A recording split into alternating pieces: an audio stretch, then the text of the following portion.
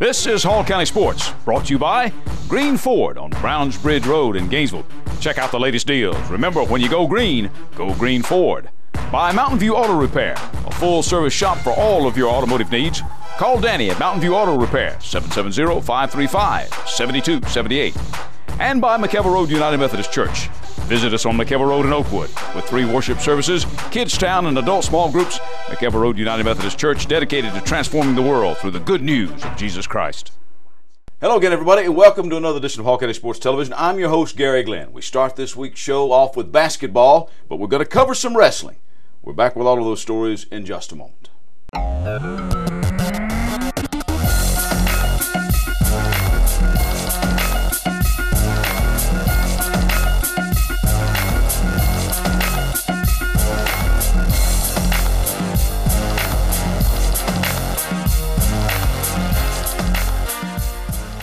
We are back. I'm Gary Glenn, and this is Hall County Sports. First segment, basketballs. We hit the hardwood. North Georgia Christian last week had a couple of wins on the girls' side. In fact, they swept Praise Academy earlier in the week, 51-20 girls. Sarah Rhodes leading the Lady Chargers with 13 points on senior night. And the Christian boys also won 65-54 in GC, as Caleb Epling leading the Chargers with 25 points and Tristan Diepenbrock scoring 21 for the Chargers. And then the North Georgia girls continued their fine season with a 39-22 win over Cumberland Christian. Julianne Sutton leading the Lady Chargers with 11 points. The team began this week at 12-2. And we bring to the show now Jenny Bretherick, who is the head coach for the Lady Chargers. And Jenny, another fine season that you got going on now with the North Georgia Christian girls. Yes, we're very pleased with how the season has progressed and how well we're doing, and the girls are just on board to head back to state. Well, tell me a little bit about last year's run now to the state championship. Actually, it's a combo state championship because you play some teams that are in Alabama as well. Just across the border. No, tell me, what is the league called now? It's ICSGA, the Independent Christian Schools of Georgia and Alabama. And last year was a great year for you. Yes. Won the state tournament up in Columbus and had a great run there and hoping to go back again. Well, so far this year, I keep reading Julianne Sutton. I think she was one of our athletes of the week a week or so ago, and she seems to be really playing well once again for you. Yes, she is. She's my 8th grader, a tall, almost 6 foot, long, lengthy young lady, a great attitude, a great player, and she handles herself very well. Well, that's one of the things about this league now, right? You play as an 8th grader in this particular league. So what is the makeup of the team, Jen? Most of them are under 10th grade. I have 4 seniors that I'll be losing this year, but the rest are all underclassmen. I mean, real young underclassmen. I think we've talked about this before, but you always wonder how you'd stack up against, say, single A competition in the Georgia High School Association. And you've been around basketball a long time, so give me your opinion on that once again. How do you think your girls would do, say, if you played some of the single A schools around in this particular area? I think the competition is a little bit stronger in the public school system. You have a little bit more to pick from.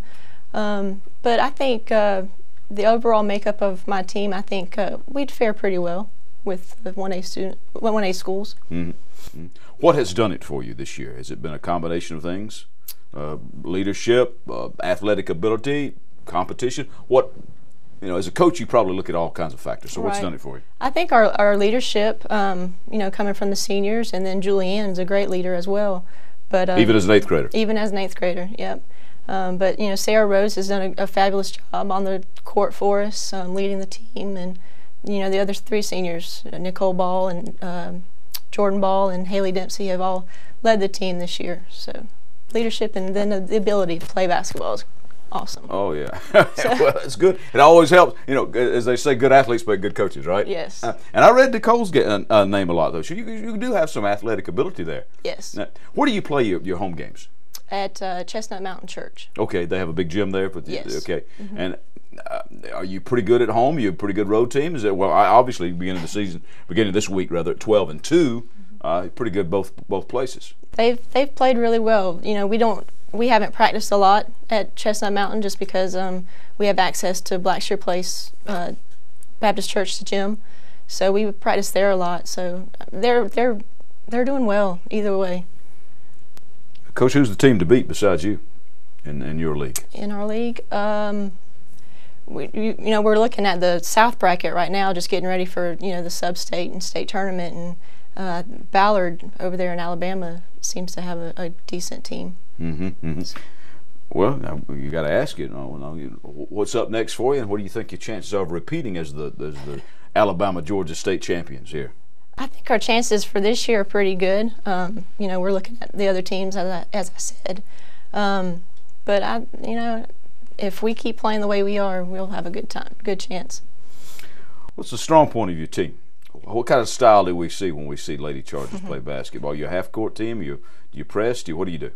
We like to get after it. We're run and gun. I push them as hard as I can to move the ball down the court really fast, and I think that's our strength, is pressing and just getting easy layups. In order for you to repeat as state champions, fill in the blank for me, Coach, we're going to have to what? Take care of the ball. That seems to be one of our weaknesses, and we have to be able to take care of the ball in the state tournament. All right, and what do you got coming up now? What's your schedule for the next 3 weeks? Next week we just have one game against Heritage Christian, the local Heritage Christian here in Brazelton, and then we have 2 more conference games. And then you hit the tournament. Sub-state, yep. Sub-state. Where will that be? We get to host it this year since we're sitting #1 in the conference. Good. And if you make it all the way to the state finals, and where will that be? Columbus State University. Okay. All right. Well, Jenny Bretherick, thanks for coming in. Appreciate it. Good luck to the Lady Chargers. All right. Thank you. All right. Turning to other basketball, the Flower Branch girls beat Loganville 69-28. Marissa Ivy scored 19, including 4 3-pointers. Tavia Sykes added 15 points for the Branch. And then Flower Branch's girls blew away Wind-A-Barra 69-19 last week. That made the Lady Falcons 11-0 in their region. Heather Moore led the way with 19 points. North Hall had a sweep of Banks County, 55-50 girls and 61-38 boys. Kinsey Gillespie scored 20 to lead the Lady Trojans, while Evo Smith had 22 to lead the North Hall boys. The Lady Trojans also had a sweep of Oconee County. Taylor Phillips had 20 to lead the girls to a 55-48 win. Smith had 19 more in the boys' 52-35 victory. Chesterton swept Madison County 81-74 boys as Keelan Passmore scored 18 points and Jordan DeGraff added 15 on 5 3-pointers. Jordan Pulliam contributed 13 points, 8 rebounds, and 6 assists for the War Eagles. And the Chesterton girls edged Madison 59-57. Sam Brown popped for 20 points for the Lady War Eagles as Bridget Kelly scored 16 for Chesterton and Megan Kennemer added 15. Kennemer had 17 and Brown 15 in a 1-point loss, 45-44 to Eastside late last week. East Hall's boys squeaked by Banks County 60-59. Brian Edwards led the Vikes with 17 points and Daniel McCreevy added 12. West Hall's boys snapped a 4-game region losing streak with their 59-41 win over White County. Hunter Atkinson led the way for the Spartans with 20.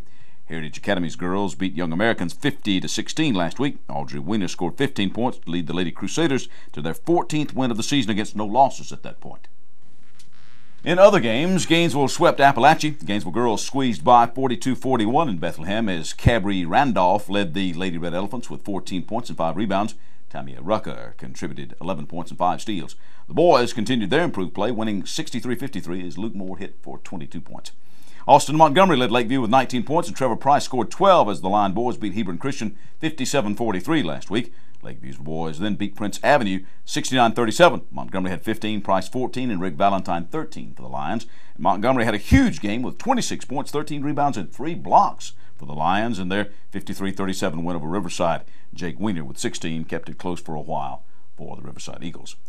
Johnson's boys beat Lumpkin County 70-42 last week. Montreal McKenzie had a monster night with 21 points and 24 rebounds, along with smacking 5 blocks to lead the Knights. Ty Cockfield added 11 points and 7 rebounds for Johnson, and Carter Cagle scored double figures with 10 points. Johnson's boys continued to win with a 61-44 win over Lanier, outscoring the Longhorns 14-0 in the last 3 minutes.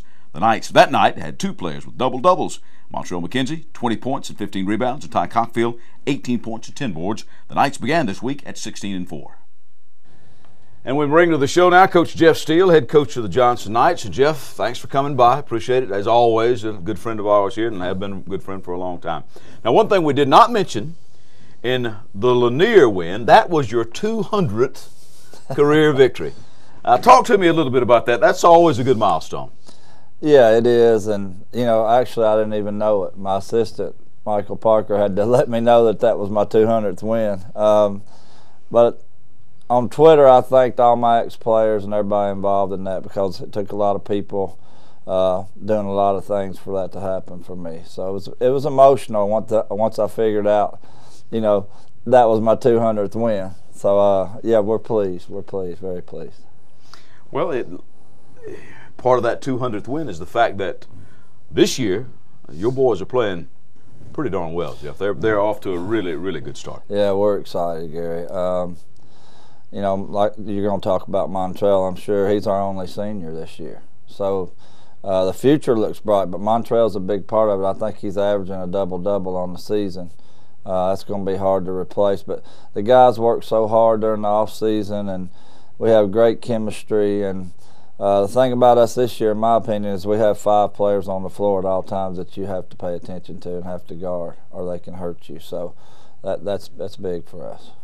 Well, I saw that Montrell is averaging I think 16 points, 14 rebounds, 3 blocks a game. That is just a monster performance. So yeah, we talked about Montrell, but as you said, you're only senior, and the fact is that he has now got a strong supporting cast. I mentioned Ty Cockfield a lot, and you got Carter Cagle. I mean, wow. You got people on the floor who can score. Now, in the past, Montrell has been your rebounding, your shot blocking kind of guy, but he's kind of gone into the role of scorer when he has to, and he's had to a couple of times this year. He has, and he's feeling that sense of urgency being a senior. He's stepped it up, especially these last 2 or 3 games, or since we've been in region play. I feel like that he's feeling that senior sense of urgency type thing, and he's just doing everything for us. He's a game changer. I mean, if he's not blocking shots, he's altering shots, and like I said, averaging a double-double is an awesome feat. Tell me about some of your other guys, the people who have really been, who have really been. I mentioned a couple of names, but some of the people have been supporting Montrell. Well, the thing is, like I mentioned earlier, is that we have the 5 guys, but they all know their roles. See, Roderick English is a slasher and a shooter. Ty Cockfield can get to the rim. He's great in the open court. Carter Cagle's a 3-point shooter. Drew Dunham runs our team. He's probably the most solid point guard I've ever coached as far as being cerebral and doing what we need him to do for our team. So you put all those pieces together along with Montrell, and you have pretty good results usually. Yeah, I know that we made it to the finals of Lanierland and losing there. And you said to me, Gary, if we'd have hit the free throws, we'd have won Lanierland. So are you? Is that you always, as a coach, you see these areas that you tweak as you go along through the season? Is that something you're working on? Yeah, the free throws are an enigma.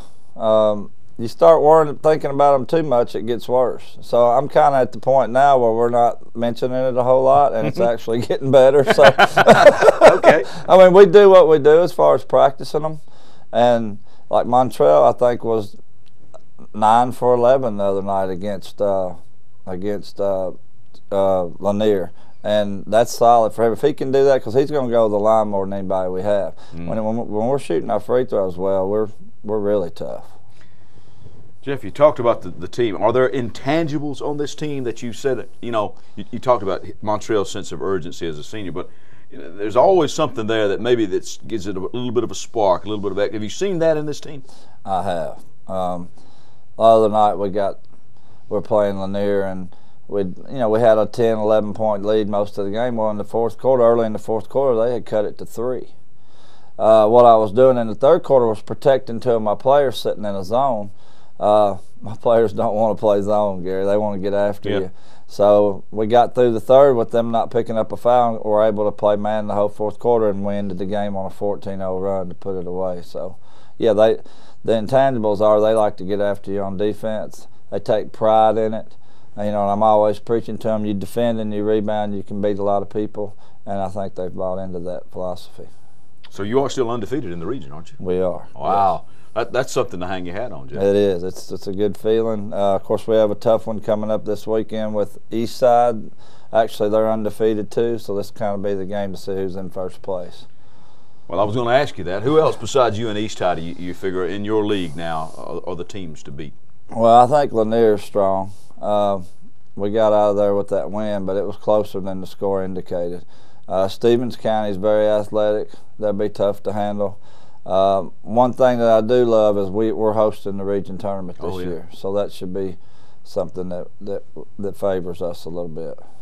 You know, there's a little bit of a different attitude at Johnson now, and it kind of, as it started with the football season, you had a winning season for the first time. Absolutely. And you're kind of, the student body is kind of feeding off of that. Are the kids feeling that too? Yeah, they are. Everybody's excited. Coach Rock coming in for the football team's done a great job for the school's morale. He's a great guy. And, you know, that does set the tone for the rest of the sports during the school year, because football is the first thing everybody sees. So, yeah, everybody's upbeat, and it's a good atmosphere there. Coach, you sound pretty optimistic. You sound like, you know, you might make a run this year. I hope so. I'm trying to feel that way. I'm normally not that way, but the kids are working hard, and they deserve good things to happen for them. All right. Well, so far so good, and good luck to the Knights the rest of the way. All right, Appreciate Jeff Steele. Now we take you to the break with a story from a different kind of b-ball, baseball.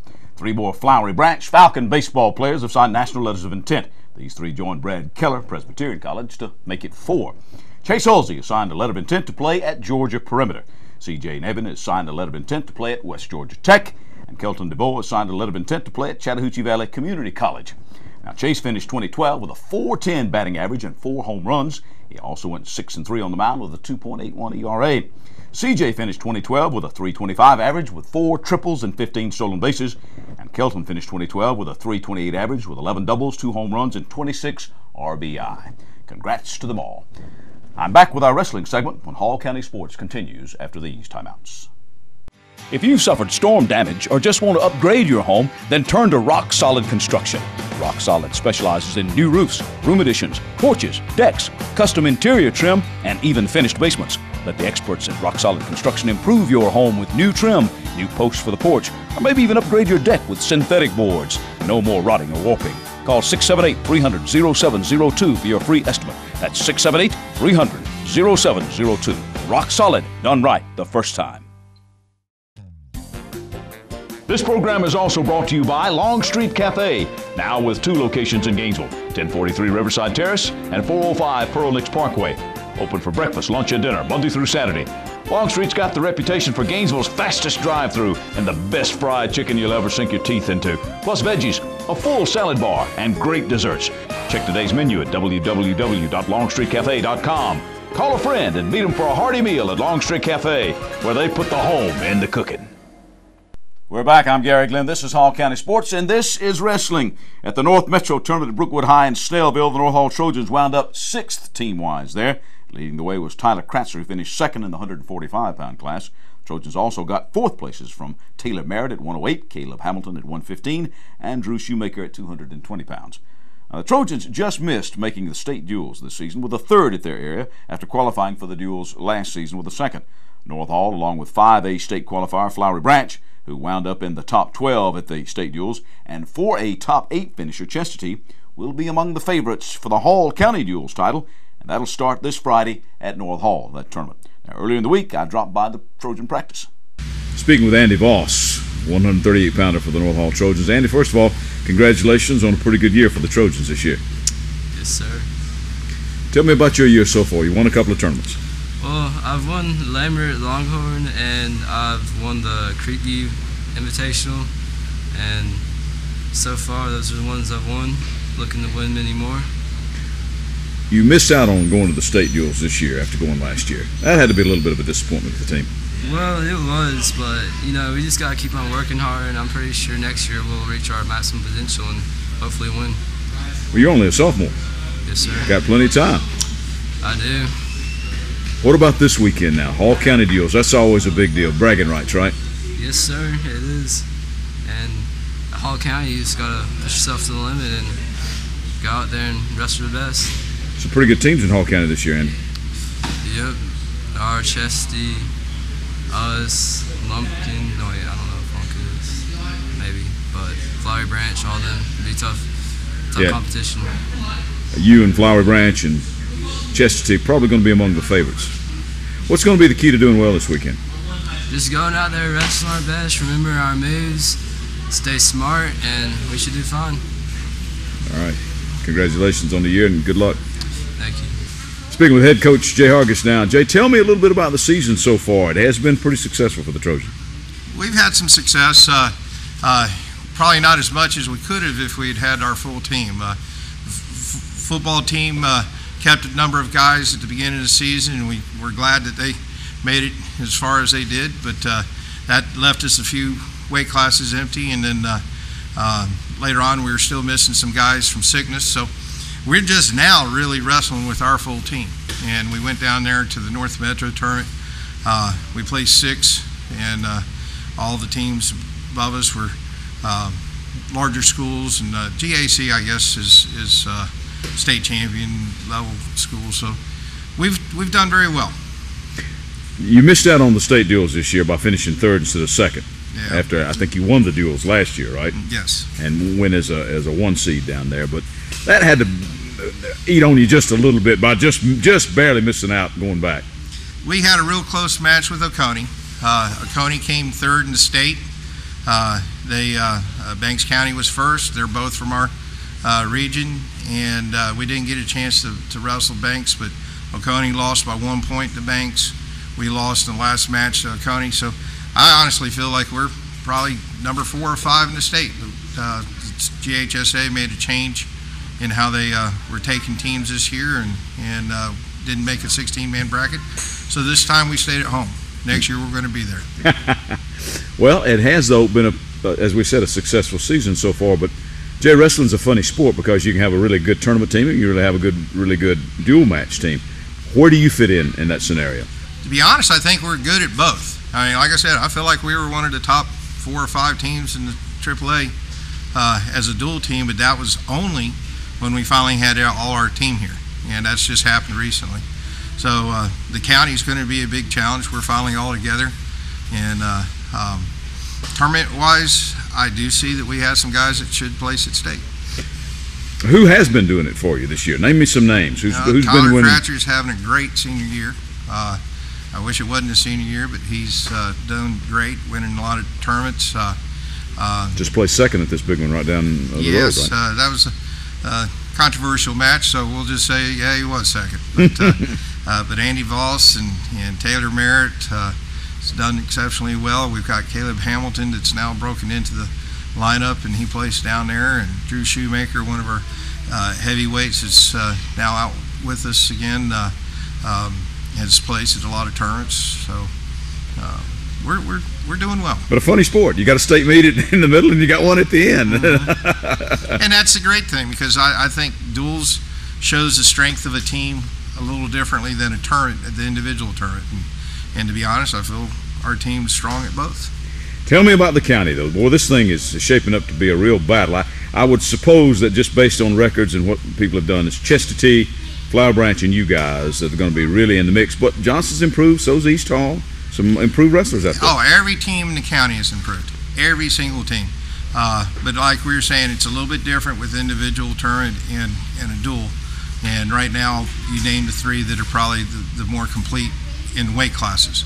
So it'll be a barn burner. It's been a 3-way tie for first. 2 out of 4 the last years I've been here, and this year I don't want it to be a tie. I want us to be up top. Well, you do have it at your place, huh? Yes. Is that any kind of an advantage in wrestling? Home mat advantage? I don't really know. I'm going to be busy trying to make sure that the ice cream machine's kept up, the mats, we all got their table workers, so it might be a little bit of a distraction, but I got to rely on our boys to stay focused, and I think we've come this far now that they will be. Is that the key, to stay focused, to do what you need to do on the mat? Oh, yes. And we have probably some of our key matches, I think, are all on that Saturday. So that first distraction of trying to get set up on Friday, maybe we'll be over with that distraction before we face Chestatee and Flower Branch. Let's finish up with something you talked about earlier. The fact of the quality of wrestling in this area has just really jumped up, hasn't it, Jay? Oh. Why have we seen that? Well, we've had every team in the county has stayed. A lot of them came in the same year I have, and Matt's done a terrific job down there at East Hall. He's got some tough guys. Richard's got a full team that's stuck with it and staying with them on it, and West Hall's loaded up. They've got a huge group, all the coaches are staying and they're working, and the kids are working. We actually had a county kind of like practice this summer where all the county coaches pulled together and coached a little bit, all the teams. We're working our extra little bit so that our guys get better. All right, Jay. Thanks for your time. Good luck to the Trojans. Yep, thank you. In other wrestling, East Hall beat Jackson County 40-33 last week with an individual victory from Abraham Sepulveda sealing the deal. Kyle Mata, Will Davidson, Felton Wood, Edward Vergara, Corey Reese, Kevin Thompson, and Katavius Johnson also recorded wins for the Vikings in that victory. Back to wrap it up when Hall County Sports concludes. If you've suffered storm damage or just want to upgrade your home, then turn to Rock Solid Construction. Rock Solid specializes in new roofs, room additions, porches, decks, custom interior trim, and even finished basements. Let the experts at Rock Solid Construction improve your home with new trim, new posts for the porch, or maybe even upgrade your deck with synthetic boards. No more rotting or warping. Call 678-300-0702 for your free estimate. That's 678-300-0702. Rock Solid, done right the first time. Gary Glenn back on the set of Hall County Sports Television, and joining us again is Pastor Rob Bruce, the pastor at McEver Road United Methodist Church. And Rob, a sermon series going on now on a book of the Bible that many people find confusing and even frightening, Revelation. That's right, Gary. Right now we've just started a new sermon series on Revelation titled It's Not Your Daddy's Buick, because we take a much different approach to Revelation than you might have heard in the past. It's not doom and gloom. It's actually a book of hope and redemption, and we'd love for you to come by and be our guest on Sunday to hear a little bit different idea about what Revelation and the Second Coming is all about. All right, Rob, very good. We'll see you in church on Sunday. See you Sunday, Gary. This program is also brought to you by Long Street Cafe, now with 2 locations in Gainesville, 1043 Riverside Terrace and 405 Pearl Nicks Parkway. Open for breakfast, lunch, and dinner, Monday through Saturday. Long Street's got the reputation for Gainesville's fastest drive-thru and the best fried chicken you'll ever sink your teeth into, plus veggies, a full salad bar, and great desserts. Check today's menu at www.longstreetcafe.com. Call a friend and meet them for a hearty meal at Long Street Cafe, where they put the home in the cooking. I'm back. I'm Gary Glenn. This is Hall County Sports, and we start this week's wrap-up by naming our athletes of the week. For the girls, Sam Brown of Chesterton basketball had a good week last week for the Lady War Eagles, who began this week at 15-4 overall. And for the boys, Montrell McKenzie, Johnson basketball. What a year he is having.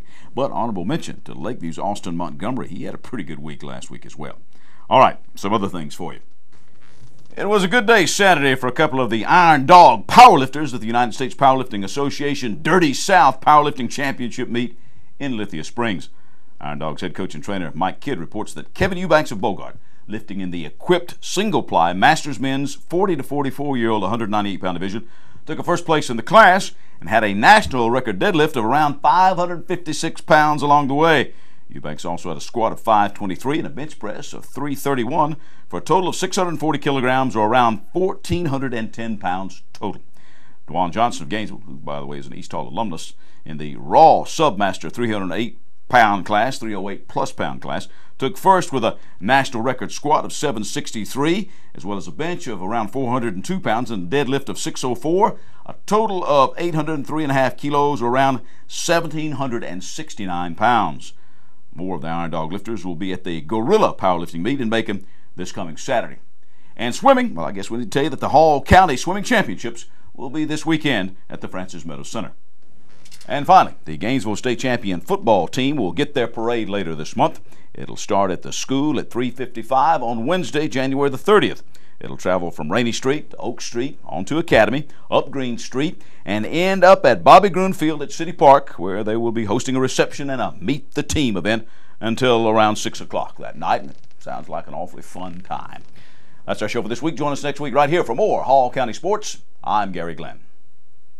Hall County Sports is brought to you in part by Green Ford on Browns Bridge Road in Gainesville. Check out the latest deals. And remember, when you go Green Ford. By Mountain View Auto Repair, a full-service shop for all of your automotive needs. Call Danny at Mountain View Auto Repair at 770-535-7278. And by McEver Road United Methodist Church.